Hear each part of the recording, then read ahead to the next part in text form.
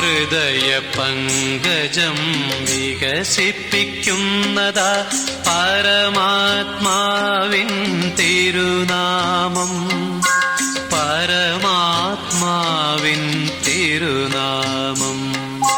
ഹൃദയ പങ്കജം വികസിപ്പിക്കുന്നതാ പരമാത്മാവിൻ തിരുനാമം. പരമാത്മാവിൻ തിരുനാമം.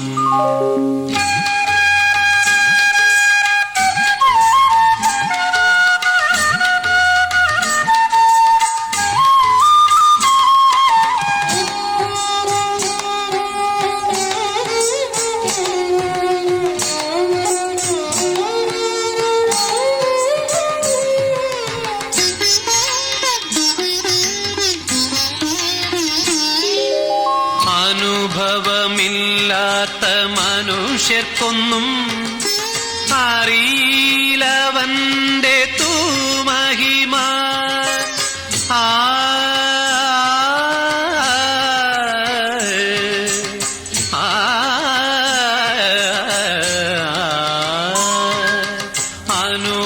അനുഭവമില്ലാത്ത മനുഷ്യർക്കൊന്നും അറിയിലവന്റെ തൂമഹിമ. തിരുനാമ കീർത്തനമൂരുവിടുവോർക്കെല്ലാം അരുകിലവൻ വന്നിരുന്നീടും.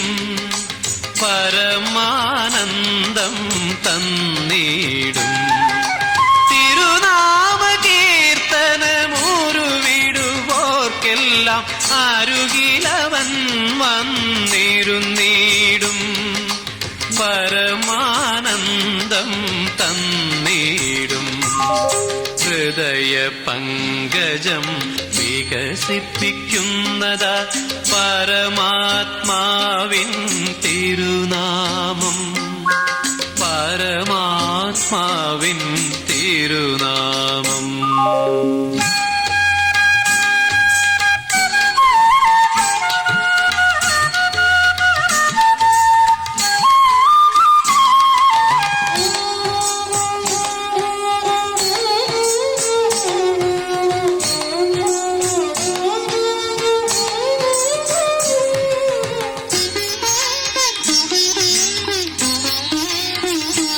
ഹൃദയ പങ്കജം വികസിപ്പിക്കുന്നതാ പരമാത്മാവിൻ തിരുനാമം.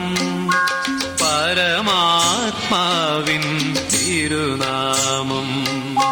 ഹൃദയ പങ്കജം വികസിപ്പിക്കുന്നതാ പരമാത്മാവിൻ തിരുനാമം. പരമാത്മാവിൻ തിരുനാമം. പരമാത്മാവിൻ തിരുനാമം.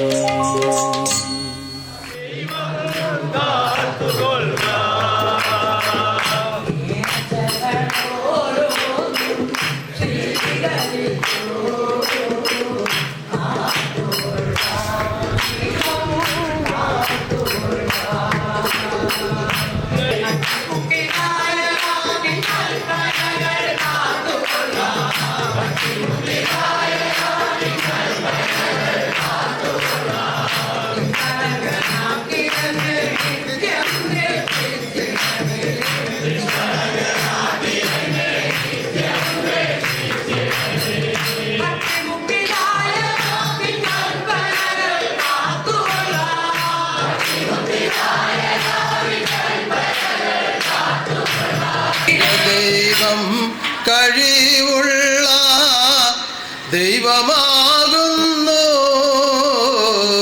എൻ്റെ ദൈവം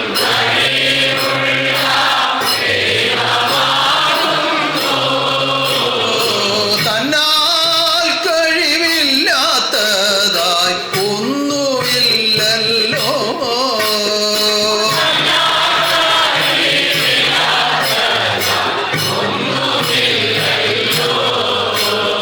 നിഷ്കളങ്ക ജ്ഞാനസൂര്യൻ ഉദയമായി വന്ന് അന്ധകാരങ്ങളെല്ലാം ഒഴിവാക്കി ആത്മലോകത്തെ രക്ഷിക്കുന്ന ഖഡ്ഗവതാര വാഴ്ചക്കാലത്ത് പൊന്നുപാദത്തിലെത്തുവാൻ പരമഭാഗ്യം ലഭിച്ച എൻ്റെ ഓമന സന്താനങ്ങളെ, നിങ്ങളെല്ലാം ഈ ആരാധനയിൽ കൂടി ഈശ്വരൻ ആനന്ദിപ്പിക്കുമാറാകട്ടെ.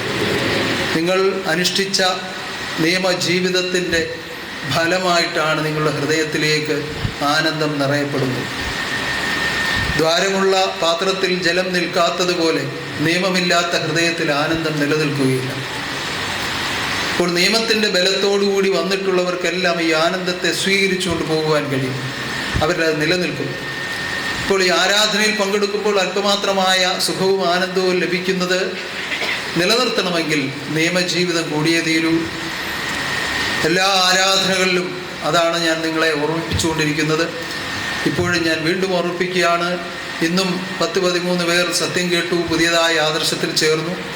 അതിൽ 5 പേർ നമ്മുടെ തൃശ്ശൂരിൽ നമ്മുടെ ആശ്രമത്തോട് ബന്ധപ്പെട്ട് ആ സന്നിധാനത്തിൽ പോയിക്കൊണ്ടിരുന്നവരാണ്.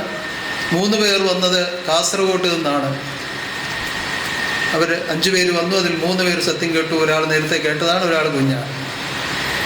ഇങ്ങനെ പല പ്രദേശങ്ങളിൽ നിന്നും കടന്നു വന്ന് ഈ ആദർശം സ്വീകരിച്ച് നമ്മൾ മുന്നോട്ട് ജീവിതം ആരംഭിക്കുമ്പോൾ ഉന്നതനാകുന്ന ദൈവത്തിൻ്റെ കാരുണ്യ ഹൃദയത്തിൽ ഇടം പിടിക്കാനാണ് നമ്മൾ ജീവിതം ചെയ്യേണ്ടത്.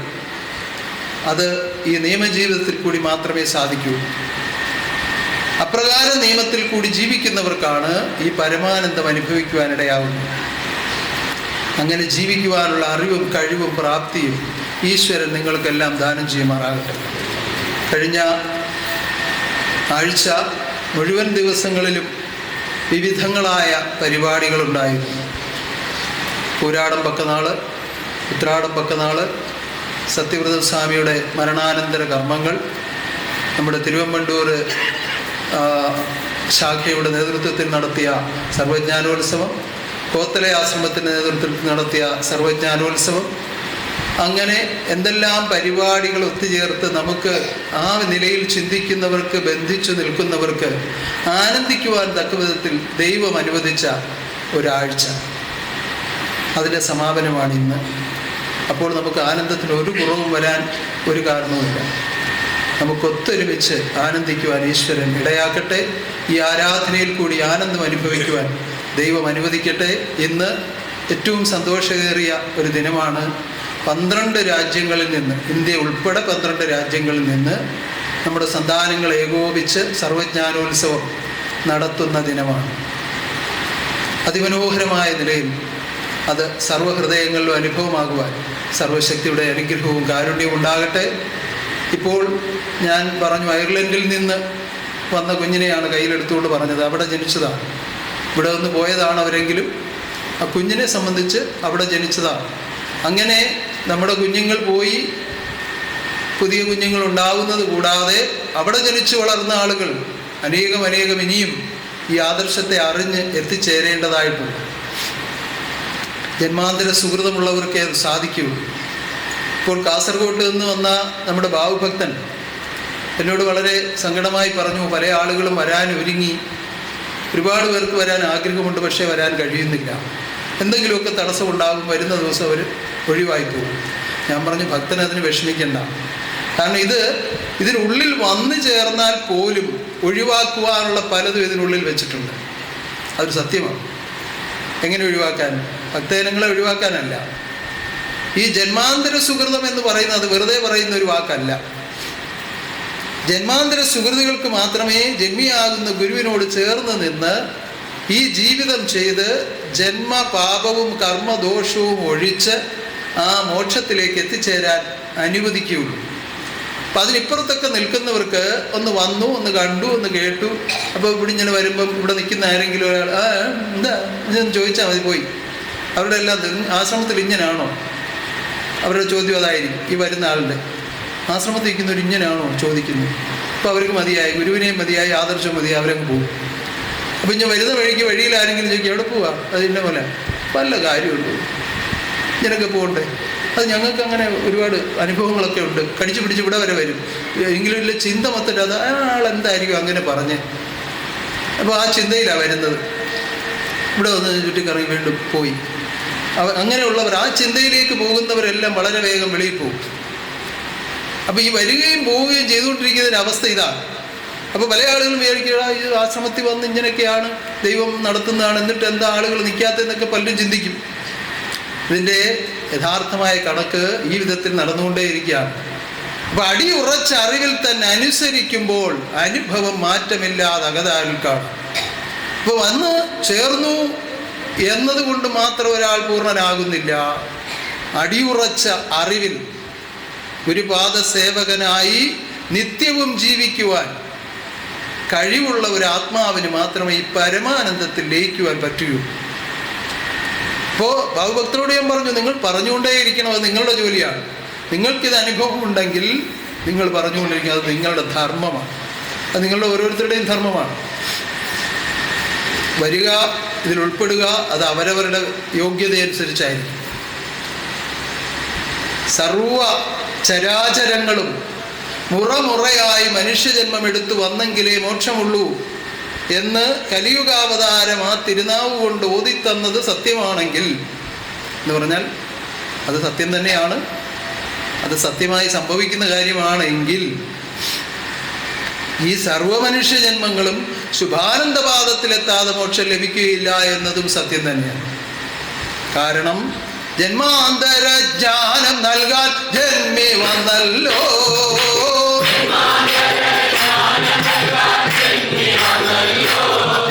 ജന്മപാപം കർമ്മദോഷം തീർത്തു രക്ഷിപ്പാൻ.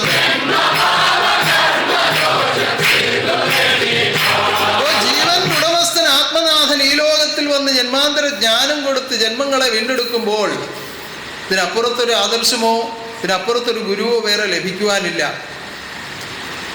അതിനെ ആരെങ്ങനെ വിമർശിച്ചു എന്ന് പറഞ്ഞാലും സത്യം പറയാതിരിക്കാൻ കഴിയുകയില്ല. അപ്പം ആ വിധത്തിൽ വന്നു ചേർന്നവർ ഈ അറിവിൽ കൂടി കൃത്യമായി മുന്നോട്ട് പോകാനാണ് ശ്രമിക്കേണ്ടത്.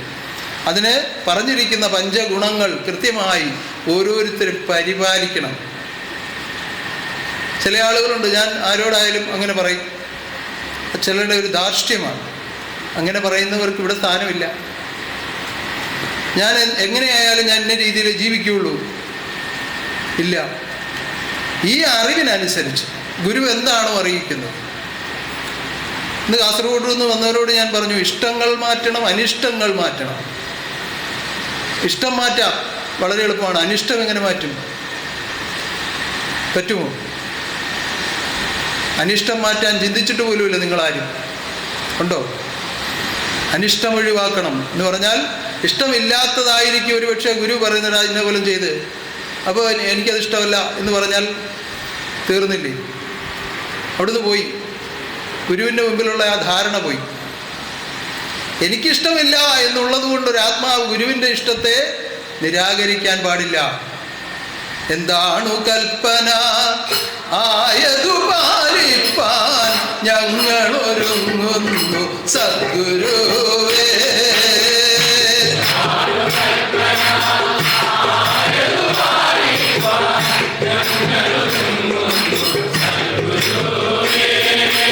വളരെ ആലോചിച്ച് കീർത്തിക്കേണ്ട കീർത്തനമാണ്, വളരെ ചിന്തിച്ച് കീർത്തിക്കേണ്ട കീർത്തനമാണ്. എന്താണ് കൽപ്പന ആയത് പാലിക്കാൻ?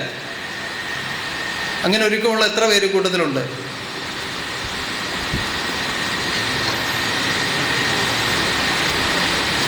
ഒന്ന് കൈയടിച്ചേ കേൾക്കട്ടെ. ഒരുങ്ങിക്കൊള്ളുക, നിങ്ങൾ ഒരുങ്ങിക്കൊള്ളുക, അഖിലേശനിക ലോകെ വാഴുന്നുണ്ട്. ഒരുങ്ങിക്കൊള്ളുക, ഒരുങ്ങിക്കൊള്ളുക,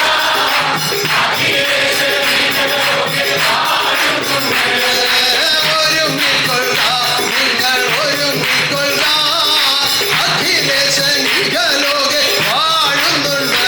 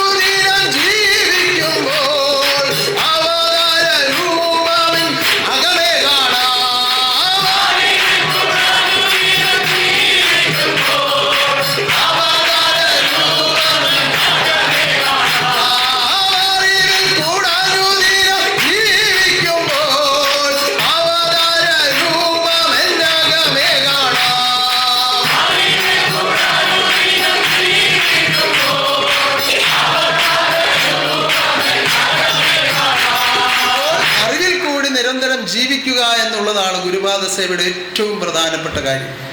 ആ നിലയിൽ ജീവിതം ചെയ്ത് ഉന്നതമായ പരമാനന്ദത്തിൽ എത്തുവാൻ ഈശ്വരൻ നിങ്ങളെല്ലാം അനുഗ്രഹിക്കുമാറാകട്ടെ.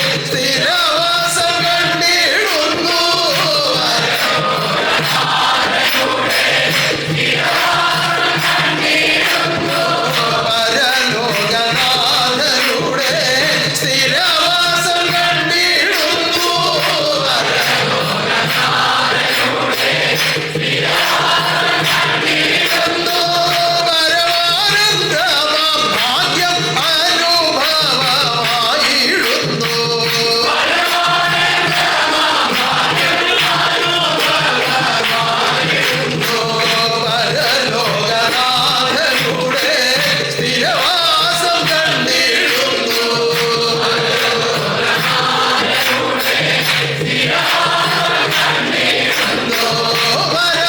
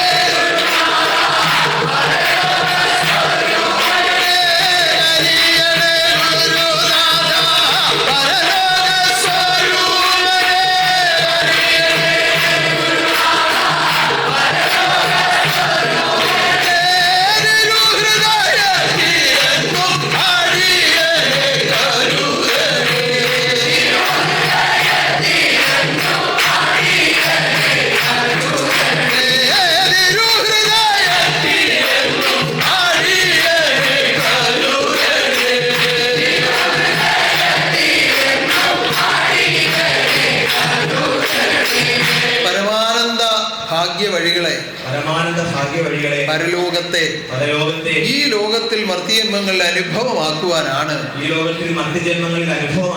പരലോക സ്വരൂപനാകുന്ന ജഗദീശൻ ഈ ലോകത്തിൽ വന്ന് ഇപ്രകാരം വാഴുന്നത്. ഇത് വാഴുന്നു, ഇങ്ങനെ കാണുന്നു, ഇങ്ങനെ കേൾക്കുന്നു എന്നൊക്കെ പറയുമ്പോൾ ഒരു മനുഷ്യരൂപത്തിൽ ഇങ്ങനെ കണ്ടുകൊണ്ടേ ഇരിക്കുമ്പോൾ പലർക്കും ഇതിന്റെ പ്രാധാന്യം അറിയില്ല. കണ്ണുള്ളപ്പോൾ കണ്ണിന്റെ കാഴ്ച കണ്ണിന്റെ വില അറിയുകയില്ല എന്ന് പറഞ്ഞതുപോലെ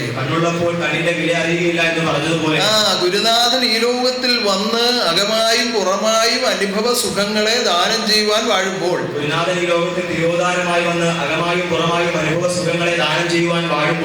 അതിന്റെ വേണ്ട വിധത്തിലുള്ള അറിവോടുകൂടി ഇതിനെ ചിന്തിച്ച് ഉറപ്പിച്ചില്ല എങ്കിൽ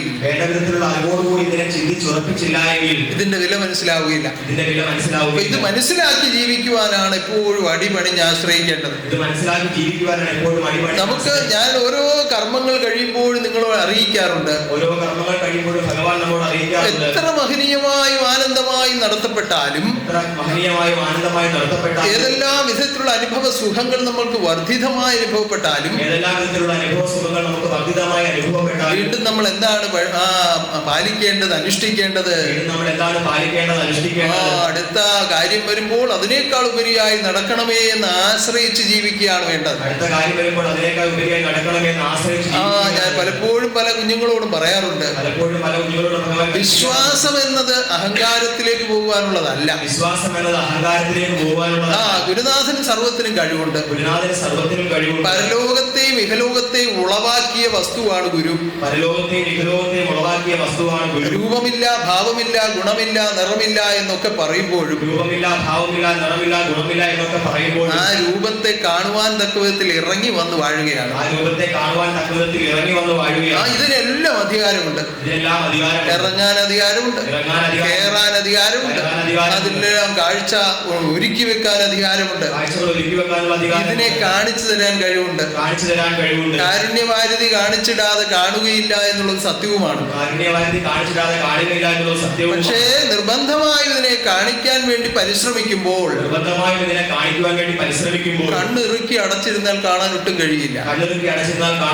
മനോഹരമായ ഒരു കാഴ്ച കണ്ടുകൊണ്ടിരിക്കുമ്പോൾ കണ്ണിൽ എന്തെങ്കിലും ഒരു അബദ്ധത്തിലൊരു ഈച്ചയോ ഒരു ഇറുമ്പോ എന്തെങ്കിലും ഒന്ന് കയറിപ്പോയാൽ ഒന്നും വേണ്ട, അവരവരുടെ കൈ കൊണ്ട് തന്നെ ഒന്ന് കൊണ്ടുവന്നിരിക്കട്ടെ. അപ്പോ കുറച്ചു നേരത്തെ കണ്ണു തുറക്കാൻ പറ്റില്ല, അപ്പൊ വെച്ച് ഞെരിടുകയുള്ളൂ. ഈ കാഴ്ചകൾ അങ്ങ് കടന്നു പോകും. അത് ആ കാഴ്ച കാണാൻ കഴിയുമില്ല. ഇതുപോലെ ദൈവം അവതാരമായി വന്ന് തന്റെ സവിശേഷ ഗുണങ്ങളെ ആത്മാവിൽ ഭവിപ്പിക്കുവാൻ വേണ്ടി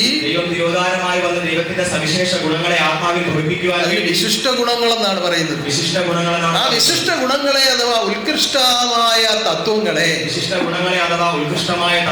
ആത്മാവിലേക്ക് ആവിർഭവിപ്പിക്കുവാൻ തക്ക വിധത്തിൽ അവതാര വിശേഷങ്ങളെ അവതരിപ്പിക്കുമ്പോൾ അത് കേൾക്കുവാൻ ചെവികൾ തുറന്ന് ഹൃദയം തുറന്ന് കാത്തിരിക്കുകയാണ് വേണ്ടത്. എങ്കിലേ അത് അനുഭവമാവുകയുള്ളൂ. അതിന് പകരം നമ്മൾ ഇതെല്ലാം ഗുരു നടത്തിക്കൊള്ളും, എല്ലാം ആ വിധത്തിൽ നടന്നോട്ടെ എന്ന് വിചാരിച്ച് നമ്മൾ നിസാരന്മാരായി ചുറ്റിക്കറങ്ങിയാൽ അല്ലെങ്കിൽ അഹങ്കാരത്തോടുകൂടി നിലകൊണ്ടാൽ ഒരിക്കലും അനുഭവങ്ങളിലേക്ക് എത്തുകയില്ല. അതുകൊണ്ടാണ് വളരെ കൃത്യമായി പറഞ്ഞത്, അഹങ്കാരം വെടിയുക അകതാരിൽ വസിക്കട്ടെ.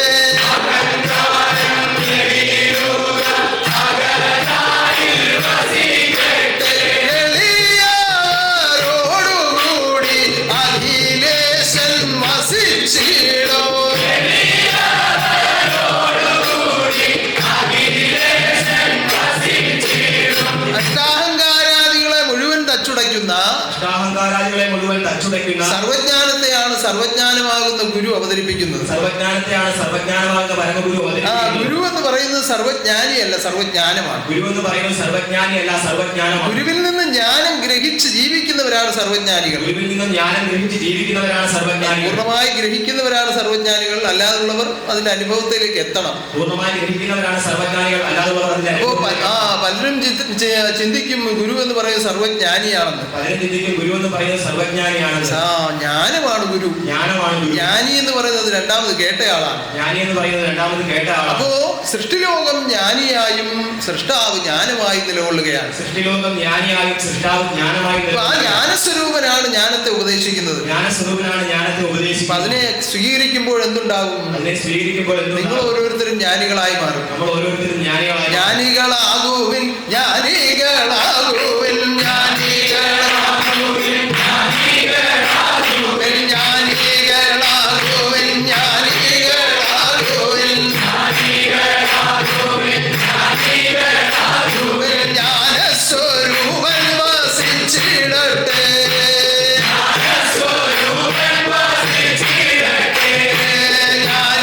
ജ്ഞാനികളാകുവിൻ, ജ്ഞാനികളാകുവിൻ,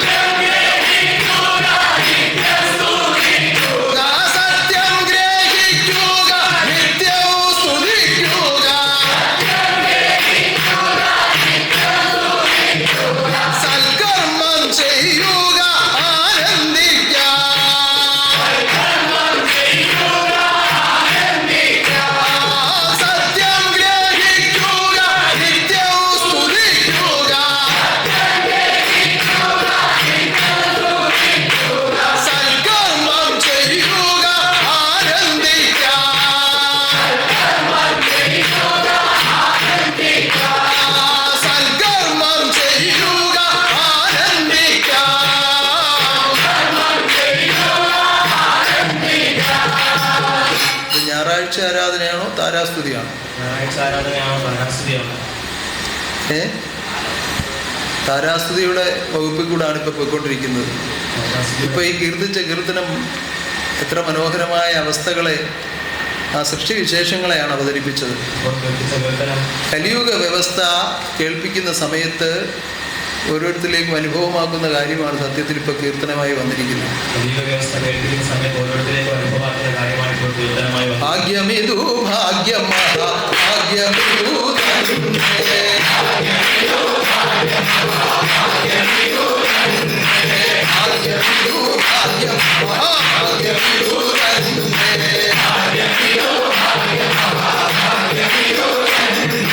ഭാഗ്യദോഷമൊന്നുകൊണ്ടും കരുതിടലേ നമ്മൾ,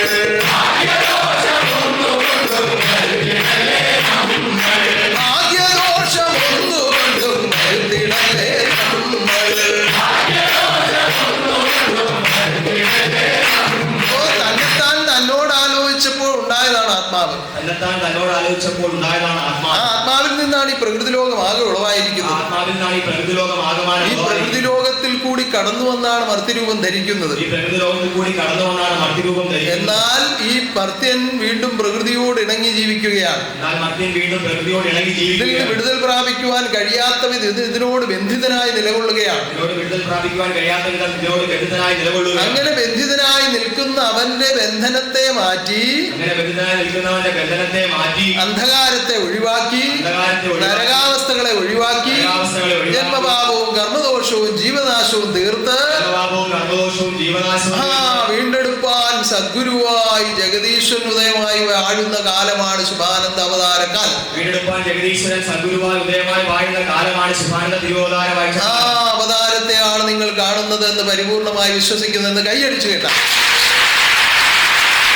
ഇത് നിങ്ങളിൽ എപ്പോഴും തെളിഞ്ഞു നിൽക്കേണ്ടുന്ന ഒരു സത്യമാണ്.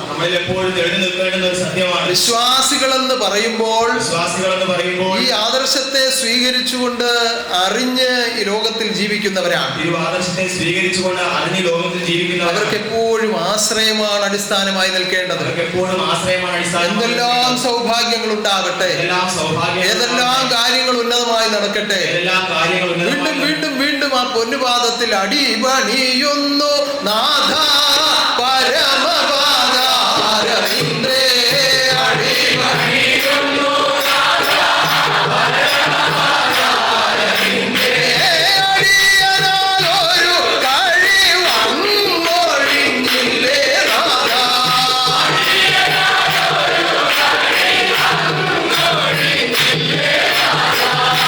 ഈ ചിന്ത പലരിലും ഉണ്ടാവുകയില്ല. പിന്നെന്താ ചെയ്യുന്നത്? എല്ലാം നടന്നോളും, അങ്ങനെ ആയിക്കോളും. നിങ്ങൾ വിചാരിക്കും ഇപ്പൊ ഹരിഭക്തം പറഞ്ഞു കേട്ടുള്ളൂ. അങ്ങനെയല്ല, പലപ്പോഴും ഞാനിത് പറഞ്ഞിട്ടുള്ള കാര്യമാണ്. ഇത് ഉന്നതമാകുന്ന ഒരു വ്യവസ്ഥയാണ്. നിങ്ങളിൽ സ്ഥിരപ്പെടുത്തേണ്ടുന്ന ഒരു വ്യവസ്ഥയാണ്. നിങ്ങൾ ഓരോ കാര്യങ്ങളിലും വന്ന് ഇടപെടുമ്പോൾ എന്തെല്ലാം ഹൃദയം ഒരുക്കിയാണ് ഓരോന്ന് ഒരുക്കി നിങ്ങൾക്കായി തരുന്നത്. ഇത് നിങ്ങൾ ഇങ്ങനെ ആവോളം ആസ്വദിച്ച് കടന്നു പോകുമ്പോൾ ഒരു നിമിഷം തിരിഞ്ഞു ചിന്തിക്കുന്നവരാരുമില്ല. എങ്ങനെയാണ് ഇതെല്ലാം സംഭവിക്കുന്നത്? പലരും വാക്കുകൊണ്ട് പറയും ഭഗവാൻ ഞാൻ ഇരിക്കുമ്പോൾ എല്ലാം നടന്നോളും. ചിലര് പറയും ഭഗവാൻ സുഖമായിട്ടൂടെ ഉണ്ടെങ്കിൽ ഞങ്ങൾക്കെല്ലാം നടന്നോളും. ചിലര് പറയും ശാന്തിയായിട്ട് ഭഗവാൻ ഉണ്ടെങ്കിൽ ഞങ്ങൾക്കെല്ലാം നടന്നോളും. ഇതെല്ലാം സത്യവുമാണ്, അനുഭവമാണ്.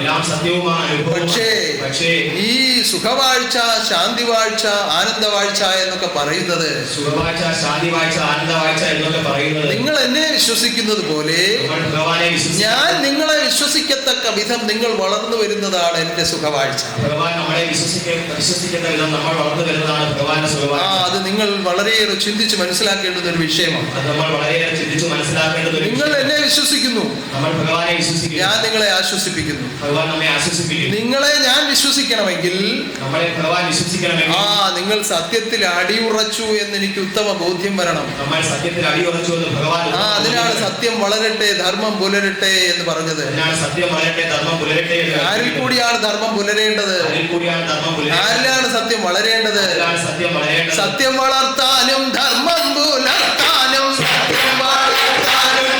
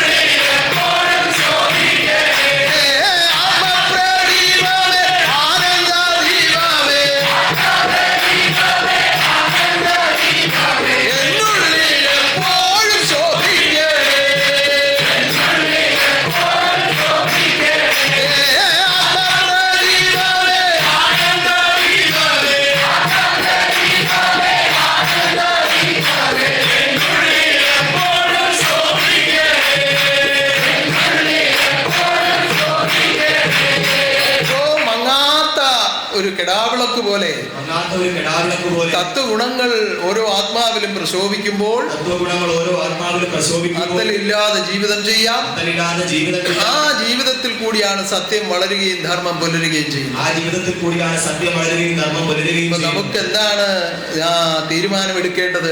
എന്താണ് തീരുമാനമെടുക്കേണ്ടത്? ആത്മലോകം ഒന്നായി തീരുമാനിക്കേണ്ടത് എന്താണ്? ആത്മലോകം ഒന്നായി തീരുമാനിക്കേണ്ടത് എന്താണ്? ഉന്നതമായി ആദർശത്തെ ലോകരംഗത്ത് പുലർത്തുവാനാണ് തീരുമാനിക്കേണ്ടത്. ഉന്നതമായ ദിവ്യാദർശത്തെ ലോകരംഗത്ത് പുലർത്തുവാനാണ് തീരുമാനിക്കേണ്ടത്. പണ്ട് പറയുന്നത് പോലെ ജീരകാരിഷ്ടത്തിന്റെ ലേബൽ ഒട്ടിച്ചിട്ട് വിപ്ലവാരിഷ്ടം വിൽക്കാനല്ല. പഴയ കടകളിലൊക്കെ വിപ്ലവാരിഷ്ടം എന്ന് പറഞ്ഞൊരു സാധനം വിൽക്കും. അത് മരുന്നായിട്ടാണ് അത് നിർമ്മിക്കപ്പെട്ടതെങ്കിലും പല കാര്യത്തിലും മരുന്നായിട്ട് ഉപയോഗിക്കും. പക്ഷേ അതിന് വീര്യം കൂടുതലാണ്, ലഹരി കൂടുതലാണ്. അപ്പൊ അത് മദ്യപന്മാരത് ആ വിധത്തിൽ ഉപയോഗിക്കും. അപ്പൊ അതിന് പ്രത്യേകം പരിശോധനകളൊക്കെ നടത്തും. ഈ വൈദ്യശാലകളിലൊക്കെ അതിന്റെ പരിശോധനക്കാർ വന്ന് പരിശോധിക്കും. ഇപ്പൊ വിപ്ലവാരിഷ്ടം വിൽക്കുന്നു എന്ന് കണ്ടാൽ കട അടപ്പിക്കും. അപ്പൊ അതിനെന്ത് ചെയ്യും? ജീരകാരിഷ്ടത്തിന്റെ ലേബൽ ഒട്ടിക്കും. അകത്തെന്താണെന്ന് ഈ വൈദ്യർക്ക് അറിയാം. അത് ഇങ്ങനെ ഔട്സ് കണക്കിന് വൈകുന്നേരം ഒഴിച്ചു കൊടുക്കും. ചോദിക്കുന്ന കാശ് കൊടുത്തിട്ട് ആളുകൾ പോവുകയും ചെയ്യും. ഈ യഥാർത്ഥമായ അരിഷ്ടങ്ങളാണ്, ഔഷധങ്ങളാണ് വിൽക്കുന്നതെങ്കിൽ അത്രയും വേഗത്തിൽ വിൽക്കുകയില്ല, അത്രയും കൂടുതൽ വിൽക്കുകയില്ല. ഇപ്പൊ ധനസമ്പാദനത്തിന് വേണ്ടി വൈദ്യര് ചെയ്ത ഒരു പണിയാണ്. ഈ കൂട്ടത്തിൽ വൈദ്യന്മാരാരും നിങ്ങളുടെ കാര്യമല്ല കേട്ടോ. ഇത് പണ്ട് നടന്നിട്ടുള്ള ചില കാര്യങ്ങൾ പറയുന്നതല്ല, നിങ്ങളെ ആരെയും ചെറുതാക്കാൻ വേണ്ടി പറയുന്നതല്ല കേട്ടോ. അങ്ങനെയൊന്നും ആരും ധരിക്കരുത്. പണ്ടൊക്കെ അങ്ങനെ ചെയ്തിട്ടുണ്ട് ചില ആളുകൾ. ഇപ്പൊ അങ്ങനൊന്നും ഇല്ലല്ലോ. ഇവരെല്ലാം സത്യസന്ധന്മാരല്ലേ. അപ്പൊ നമുക്ക് ഈ ആദർശത്തിൽ കൂടി ജീവിക്കുന്നവരെന്താണ് വേണ്ടത്? വലിയൊരു ലോക്കറ്റും ഒക്കെ മേടിച്ചിട്ട് എവിടെ പോയാലും ആളുകൾ നോക്കുമ്പോ ശുഭാനന്ദ ഗുരുദേവന്റെ ലോക്കറ്റൊക്കെ ഇട്ടിരിക്കുന്ന ശുഭാനന്ദാശ്രമത്തിൽ പോകുന്ന ആൾക്ക് വളരെ ബഹുമാനവും സ്നേഹവും ലഭിക്കും. ഇല്ലെങ്കിൽ പറഞ്ഞാൽ മതി ശുഭാനന്ദാശ്രമത്തിലെ അംഗമാണെന്ന് പറഞ്ഞാൽ അതിൻ്റെതായ ഒരു ബഹുമാനം ഇന്നുണ്ട്. പണ്ട് അങ്ങനെയല്ല. ചില ആളുകൾ കള്ളുഷാപ്പിൽ പോകുന്ന പോലെ ആയിരുന്നു ശുഭാനന്ദാശ്രമത്തിൽ വന്നുകൊണ്ടിരുന്നത്. എന്തെങ്കിലുമൊക്കെ മറ പിടിച്ച് ഇങ്ങനെ എവിടെ പോവാ ആശ്രമത്തിൽ പോവാ. ഈ സുഖം പറ്റിക്കഴിയുമ്പോൾ വരാതിരിക്കാനും വയ്യ, അയലത്തുകാരുടെ വഴക്ക് സഹിക്കാനും വയ്യ. ഇങ്ങനൊരു കാലം ഉണ്ടായിരുന്നു. ഇന്ന് അങ്ങനെയല്ല.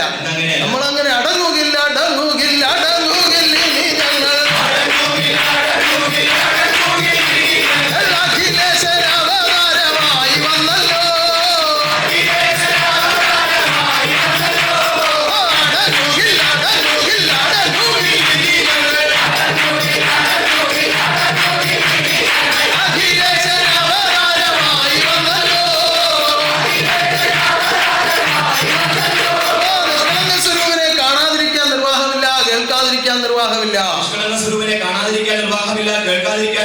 പറയാതിരിക്കാൻ നിർവാഹമില്ല.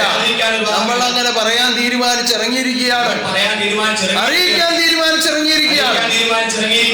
അതിനെന്ത് വേണം?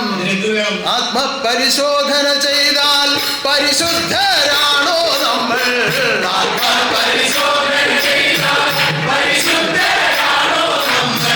പരിശോധിച്ചറിഞ്ഞിടുക നാം എല്ലാവരും, പരിശോധിച്ചറിഞ്ഞിടുക.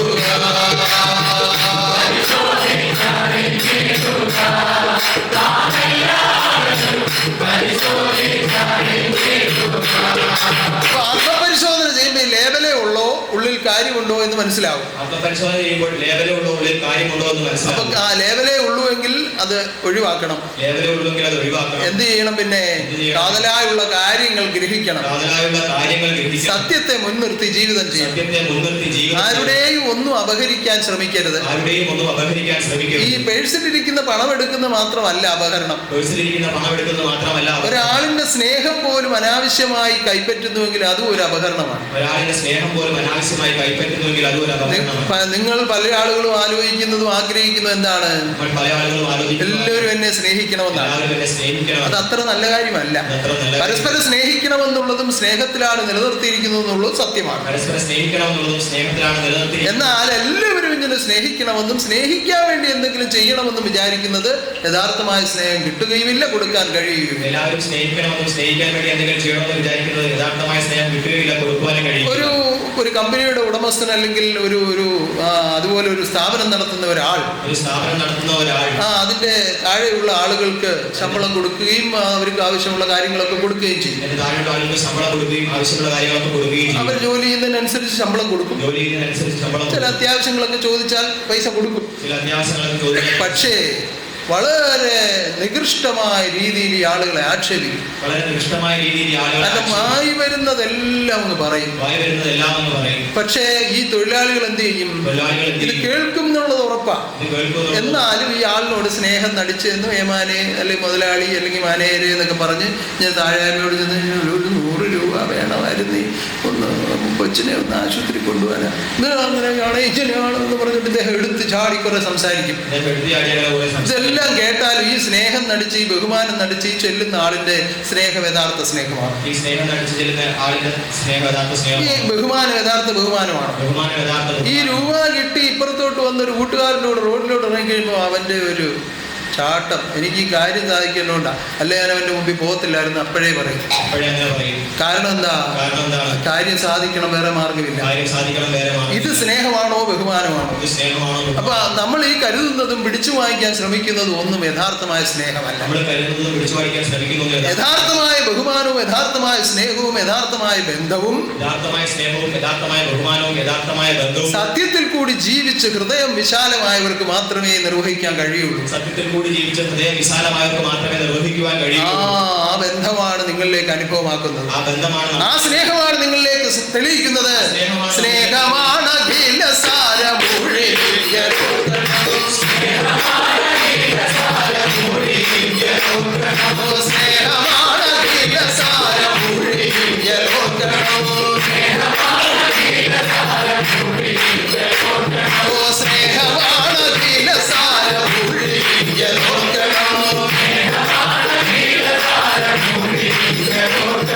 സ്നേഹമെന്ന സത്യമതു സദ്ഗുരുവായി കാണണോ.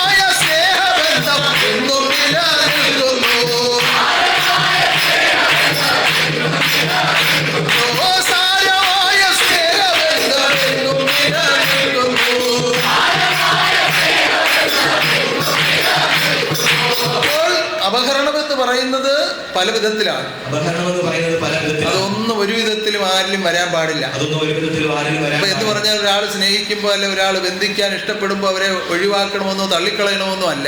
സ്നേഹിക്കുമ്പോൾ അല്ലെങ്കിൽ ബന്ധിക്കാൻ ഇഷ്ടപ്പെടുമ്പോൾ ഒഴിവാക്കണമെന്നോ അതിനെല്ലാം അതിൻ്റെതായ നിലയിൽ നിലനിർത്താൻ കഴിയണം. അതിനെല്ലാം അതിൻ്റെതായ നിലയിൽ നിലനിർത്തുവാൻ എല്ലാത്തിനും ഒരു വേലി ഉണ്ടാകണം. എല്ലാത്തിനും ഒരു വേലി. അത് നിയമമാകുന്ന വേലിയാണ്. ആ നിയമമാകുന്ന വേലിക്കുള്ളിൽ നിന്നാൽ ആവശ്യമില്ലാത്തതൊന്നും അതിനുള്ളിലേക്ക് വരികയില്ല. ആവശ്യമില്ലാത്തതൊന്നും അതിനുള്ളിലേക്ക് വരികയില്ല. എല്ലാം അതിന്റെ യഥാർത്ഥമായ അളവിലേ എത്തുകയുള്ളൂ. മറ്റുള്ളവർ നോക്കി കാണുമ്പോൾ ആ ആളിന് അങ്ങനെ ആരെയും സ്നേഹിക്കുന്നില്ല, ആ ആളിനെ ആരും സ്നേഹിക്കുന്നില്ല എന്നൊക്കെ തോന്നിക്കും. ആ ആളിനോട് ആരും മിണ്ടുന്നില്ലെന്ന് തോന്നിക്കും. ആ ആളിന് വേണ്ട വിധത്തിലുള്ള സൗകര്യങ്ങളും സൗഭാഗ്യങ്ങളും ഇല്ല എന്ന് തോന്നിക്കും. പക്ഷേ ആ നിയമമാകുന്ന വേലിക്കെട്ടിനുള്ളിൽ നിന്നുകൊണ്ട് ആ വൻ തപസ് ഉള്ളിൽ നടക്കുകയാണ്. എന്താണ് തപസ് ചെയ്യുന്നത്? സത്യത്തെയാണ് തപസ് ചെയ്യുന്നത്. ആ സത്യം തപസ് ചെയ്യുന്നവൻ ഏഴയെ പോലിരുന്നാലും മഹാഭാഗ്യവാനും ആനന്ദവാനുമായിരിക്കും. അങ്ങനെ ആനന്ദവാന്മാരായി അല്ലെങ്കിൽ ആനന്ദവതികളായി ആത്മലോകത്തെ വാർത്തു തീർത്തെടുക്കുവാനാണ് ഈ സത്യത്തെ എന്ന് ഉപദേശിച്ചുകൊണ്ടിരിക്കുന്നത്.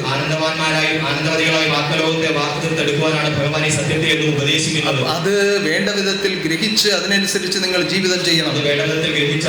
യാതൊരു വിധത്തിലുള്ള ദുഷ്പ്രവൃത്തികളിലേക്ക് നിങ്ങൾ പോകാൻ ഇടയാകരുത്. ആരെയും ദ്രോഹിക്കുന്ന ഒരു ചിന്ത പോലും വരാൻ പാടില്ല. ചില ആളുകൾ പറയാറുണ്ട്, എന്റെ അയലത്ത് താമസിക്കുന്ന ആള് ദിവസവും ഇങ്ങനെ ചീത്ത വിളിക്കുകയാണ്, ഒരു വിധത്തിലും സഹിക്കാൻ പറ്റുന്നില്ല. അല്ലെങ്കിൽ അവരുടെ മാലിന്യങ്ങളെല്ലാം വാരി നമ്മുടെ മുറ്റത്തിട്ട് ഇടുകയാണ്. അല്ലെങ്കിൽ അവരുടെ മരങ്ങളുടെ ശിഖരങ്ങൾ മുഴുവൻ എന്റെ വീടിന്റെ പുറത്ത് കിടക്കുകയാണ്, വെട്ടിക്കളയാൻ പറഞ്ഞിട്ട് വെട്ടുന്നില്ല. ഇങ്ങനെ ഉപദ്രവങ്ങൾ മനഃപൂർവ്വം ചെയ്യുന്ന അനേകം ആളുകളുണ്ട്. പക്ഷേ ശുഭാനന്ദാദർശത്തിൽ ജീവിക്കുന്നവർക്ക് ഇതെല്ലാം ക്ഷമിക്കാനല്ലാതെ വേറെ ഒരു മാർഗവുമില്ല. അപ്പൊ നിങ്ങളുടെ സുഹൃത്തുക്കളും സഹായികളും ഒക്കെ വന്ന് കാണുമ്പോൾ പറയും, നീ പോയി ഒരു കേസ് കൊടുക്കടാന്ന് പറയും. അപ്പൊ നമുക്ക് അത്രയും നാളിങ്ങനെ അടക്കി വെച്ചിരുന്ന എല്ലാം കൂടി ഇങ്ങനെ ഒറ്റ ചാട്ടം ചാടും കൊണ്ടുപോയി ഒരു കേസ് കൊടുക്കും. അപ്പം ഏറ്റവും വലിയ ശത്രുവായി. അതുവരെ വഴിയെ കാണുമ്പോൾ എന്തെങ്കിലും പറയുകയെങ്കിലും ചെയ്യുമായിരുന്നു. ഇപ്പൊ അതും ഇല്ലാതായി. അപ്പൊ ശത്രുക്കളുടെ എണ്ണം വർദ്ധിച്ചുകൊണ്ടിരിക്കുന്നു. അപ്പൊ എന്ത് സംഭവിക്കും? അന്തരംഗത്തിൽ അതിൻ്റെതായ ദുഃഖം ഉണ്ടാകാൻ തുടങ്ങും. ലോകത്തിൽ നിയമങ്ങൾ ഉണ്ടാക്കി വെച്ചിട്ടുണ്ട് മനുഷ്യരുടെ രക്ഷയ്ക്ക് വേണ്ടി. പലവിധ കാര്യങ്ങൾ അതിന് ഉപയോഗപ്പെടുന്നുണ്ട്.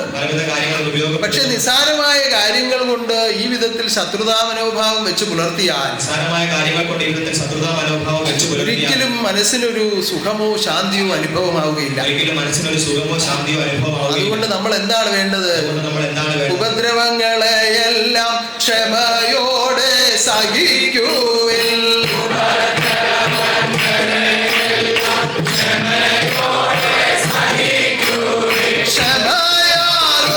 ക്ഷമയാറുന്നായുധത്താൽ ലോകം ജയിക്കാം.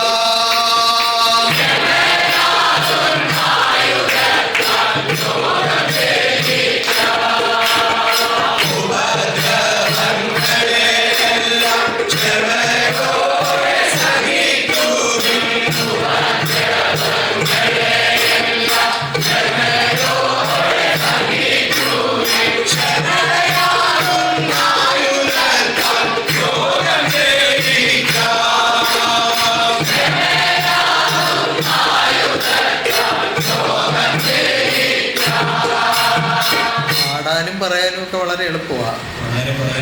എന്തെങ്കിലും ഒരു കാര്യം ഒന്ന് വന്ന് നോക്കണം, അന്നേരം അറിയാം. അല്ലേ? അങ്ങനല്ലേ? അന്നേരം നമ്മുടെ ക്ഷമയും സഹനശക്തിയൊക്കെ പുറത്തു വരുന്നത്. സാധാരണക്കാർക്ക് ഒരല്പം പതുക്കെയാണെങ്കിൽ നമ്മുടെ ഇച്ചിരി കൂടുതലായിരിക്കും. കാരണം നമ്മൾ ക്ഷമ പഠിക്കുന്നവരാണ്, ശക്തി കൂടുതലാണ്. അങ്ങനല്ലേ? അങ്ങനെയാണോ? നിങ്ങളാരും അങ്ങനെയുള്ളവരല്ല. ഉപദ്രവങ്ങളെയെല്ലാം ക്ഷമയോടെ സഹിക്കുവിൻ.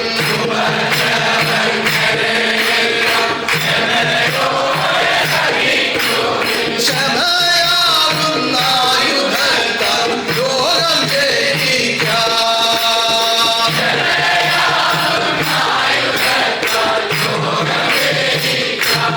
ചിലർ ക്ഷമിച്ചതിൻ്റെയൊക്കെ കണക്കെഴുതി വെച്ചിട്ടുണ്ട്. എല്ലാവരും ക്ഷമിച്ചതിന്റെ ഒക്കെ കണക്കെഴുതി വെച്ചിട്ടുണ്ട്.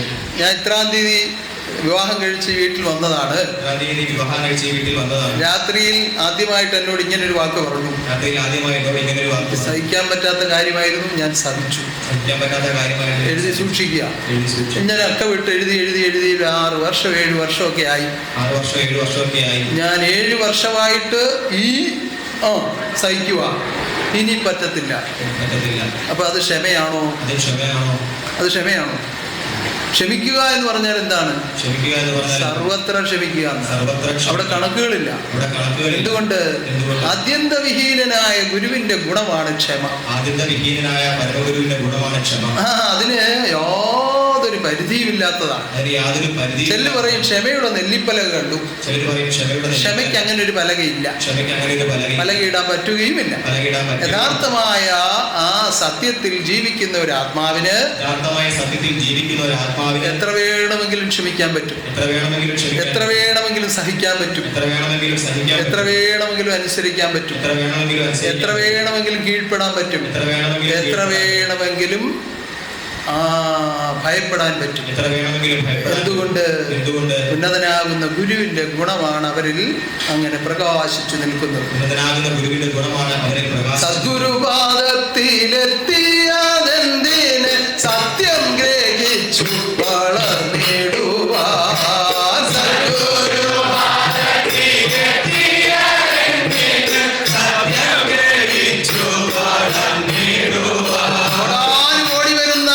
മർത്യജന്മങ്ങളെ പോലെ ലോകത്തിൽ ജീവിക്കാനായിരുന്നു എങ്കിൽ നമ്മൾ ഈ ആദർശത്തെ സ്വീകരിക്കേണ്ടത് ആവശ്യമില്ലായിരുന്നു. ആദർശത്തെ സ്വീകരിച്ചത് എന്തിനു വേണ്ടിയാണ്? ജന്മപാപം തീരുവാനും കർമ്മദോഷ ഒഴിയാനും. ജന്മപാപം തീരുവാനും കർമ്മദോഷ ഒഴിയാനും. ജന്മപാപം തീരുവാനും കർമ്മദോഷ ഒഴിയാനും.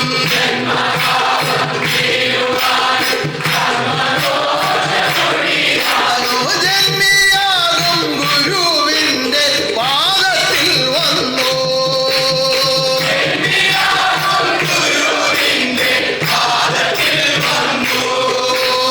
ജന്മപാപം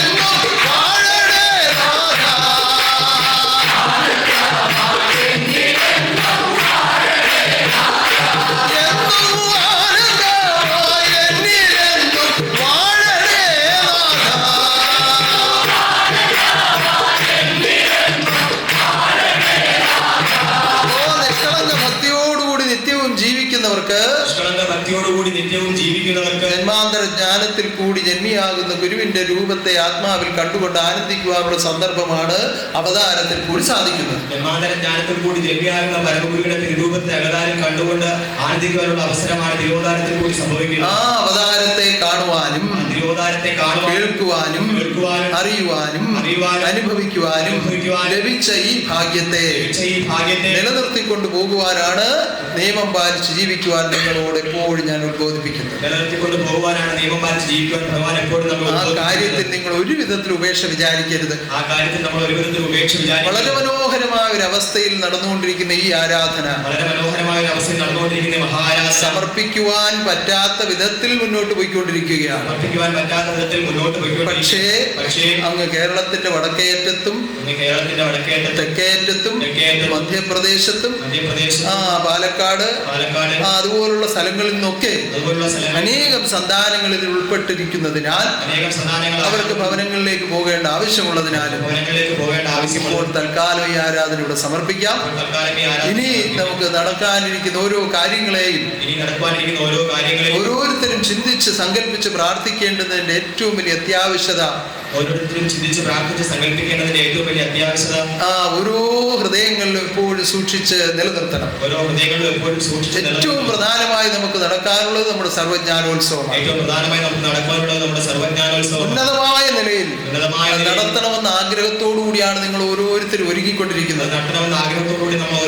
അത് പലപ്പോഴും ഞാൻ കൈകൾ ഉയർത്തി സമ്മതിപ്പിച്ചിട്ടുണ്ട്, കൈ അടിച്ചു കേൾപ്പിച്ചിട്ടുണ്ട്, ഒക്കെ ഉണ്ട്. എങ്കിലും അതിനേക്കാൾ ഉപരിയായി ഓരോ ശാഖകളിൽ നടക്കുന്ന കാര്യങ്ങൾ കാണുമ്പോൾ എനിക്ക് മനസ്സിലാകുന്നത് നിങ്ങളുടെ ഉന്നതമായ ആർത്തിയും ആവേശവും ഭക്തിയുമാണ്. അത് നിങ്ങളിൽ എന്നും നിലനിൽക്കുവാനാകട്ടെ. ഈ പ്രകൃതിയിൽ കൂടി ഈ ലോകത്തിൽ നിങ്ങൾക്ക് എന്തെല്ലാം ആവശ്യമുണ്ടോ അതെല്ലാം ഈശ്വരൻ ദാനം ചെയ്യുമാറാകട്ടെ. ഓരോ പരിപാടികളിലും ചെന്ന് പങ്കെടുക്കുന്ന ഓരോ സന്താനങ്ങളെ ഓർത്തുകൊണ്ട് ഞാൻ നിങ്ങൾക്ക് വേണ്ടി പ്രാർത്ഥിക്കുകയാണ്. ഇനിയും നമുക്ക് പൂഞ്ഞാർ ശാഖാശ്രമത്തിൽ വാർഷികം നടക്കാറുണ്ട്. അവിടെയും വളരെ ഇടുക്കവും ഞെരുക്കവും അംഗസംഖ്യ വളരെ കുറവുമാണ്. എന്നാൽ എന്റെ സന്താനങ്ങൾ ആർത്തിയോടുകൂടി അവിടെ ചെല്ലുമ്പോൾ ആ പ്രദേശത്ത് തന്നെ ഒരു പ്രത്യേക അത്ഭുതം സൃഷ്ടിക്കത്തക്ക വിധം അത് നടത്തുവാൻ കഴിയും. കഴിഞ്ഞ വർഷവും നമ്മൾ അങ്ങനെ നടത്തിയതാണ്. ആ വിധത്തിൽ അതിനേക്കാൾ ഉപരിയായി ഈ വർഷം നടക്കട്ടെ. എല്ലാവരും ഒത്തുചേർന്ന് അവിടെ എത്തിച്ചേർന്ന് എല്ലാം ഒരുക്കി നടത്തുക. ഈശ്വരൻ അനുഗ്രഹിക്കട്ടെ. ഉന്നതമായ നമ്മുടെ സർവ്വജ്ഞാനോത്സവം മഹനീയമായ നിലയിൽ നടത്തപ്പെടട്ടെ. ജന്മിയാകുന്ന ഗുരുവിനെയും ഈ ആത്മബോധോദയ സംഘത്തെയും ലോകരംഗത്തേക്ക് പിടിച്ചുയർത്തിയ ഉന്നതമായ വാഴ്ചയാണ് ഉത്രാടത്തിൽ നമ്മൾ കണ്ടത്. അതിന്റെ ഓർമ്മകളോടുകൂടി നന്ദിയോടുകൂടിയാണ് നമ്മളിപ്പോൾ ഈ ജന്മ നക്ഷത്ര ശതാബ്ദി ആഘോഷം നടത്തുന്നത്. ഏറ്റവും മഹനീയമായ വിധത്തിൽ നടത്തുവാൻ പല വിധത്തിലുള്ള കാര്യാലോചനകളും ചിന്തകളും ഒക്കെ നടന്നുകൊണ്ടിരിക്കുകയാണ്. വിവിധ പദ്ധതികൾ അതിൽ ഉൾപ്പെടുത്തിക്കൊണ്ട് നടത്തുവാൻ തീരുമാനിച്ചിരിക്കുന്നു. അതെല്ലാം പുറകെ ഞാൻ നിങ്ങളെ അറിയിച്ചുകൊള്ളാം. അതുപോലെ ഉന്നതമായ നിലയിൽ അതെല്ലാം ഈശ്വരൻ എഴുന്നള്ളി നടത്തി തരട്ടെ. അതേവിധം നമ്മുടെ ദുബായിൽ നമ്മുടെ സന്താനങ്ങൾ ഒത്തുചേർന്ന് ഉന്നതമായ വിധത്തിൽ 3 ദിവസമായി സർവ്വജ്ഞാനോത്സവം നടത്തുവാൻ തീരുമാനിച്ചിട്ടുണ്ട്. അതിന് ഇവിടെ നിന്നും സന്യാസിമാരെ അയക്കുന്നുണ്ട്.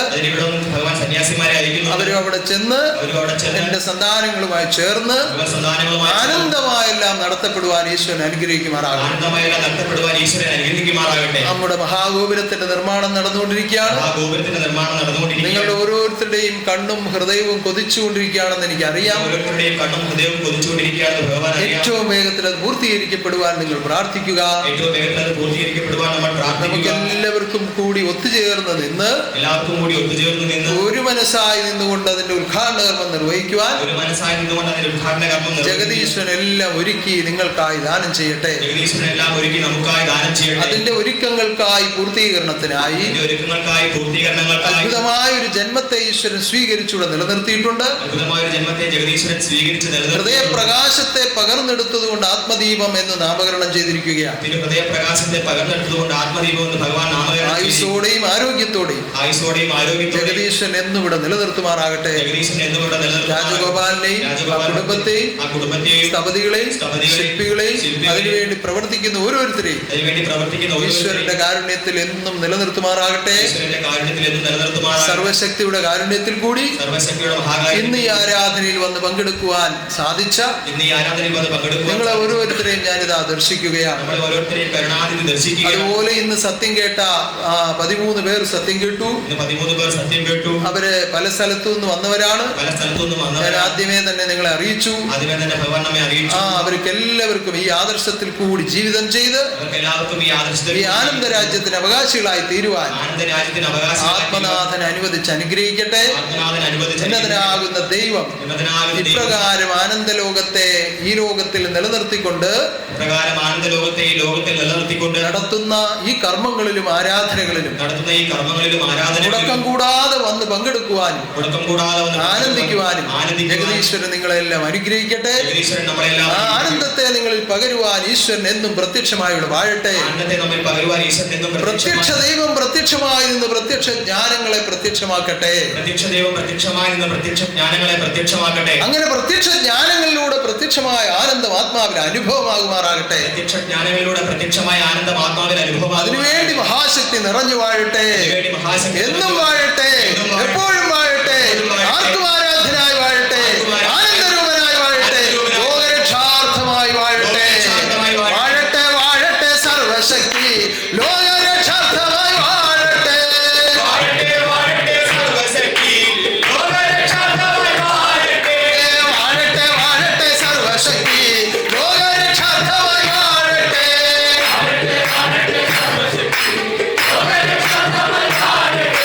സത്യശുഭാനന്ദ സർവശക്തി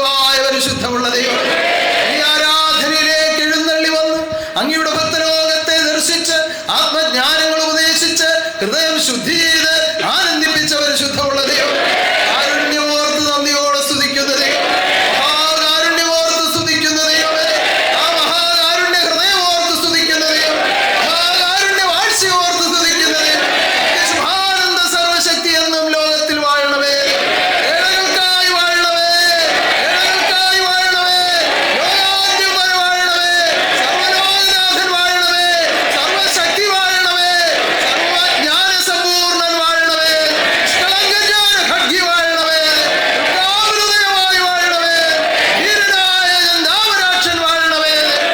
ഉന്നതമാകുന്ന സർവജ്ഞാനോത്സവം അടിയങ്ങൾക്ക് ആനന്ദോത്സവമായി നടത്തി തരണമേ. എല്ലാം ഒരുക്കണമേ ദൈവമേ, എല്ലാം വരുത്തണമേ ദൈവമേ. ഇന്നേ ദിവസം നടക്കുന്ന 12 രാജ്യങ്ങൾ ഉൾപ്പെട്ട് നടക്കുന്ന കർമ്മവും ഉന്നതമായി ഭവിക്കണമേ ദൈവമേ, ആനന്ദമായി ഭവിക്കണമേ ദൈവമേ. ആത്മലോക രക്ഷകനാദിനാഥൻ ആനന്ദ സമ്പൂർണ്ണൻ ഈ ലോകത്തിൽ വാഴുന്നുവെന്ന് ആത്മലോകം അറിയട്ടെ ദൈവമേ. ഉന്നതമായെല്ലാം നടത്തണമേ ദൈവമേ, ആ ഗോപുരത്തെ പൂർത്തീകരിക്കണമേ ദൈവമേ, ആത്മദീപത്തെ കരുതണമേ ദൈവമേ, സർവ്വതും അങ്ങ് നടത്തണമേ ദൈവമേ. ഈ സന്താനങ്ങളുടെ നേർച്ചകളെ സ്വീകരിച്ച പരിശുദ്ധമുള്ള ഇവരെ അങ്ങയുടെ തൃക്കരങ്ങളിൽ എന്നും കരുതിക്കൊള്ളണമേ.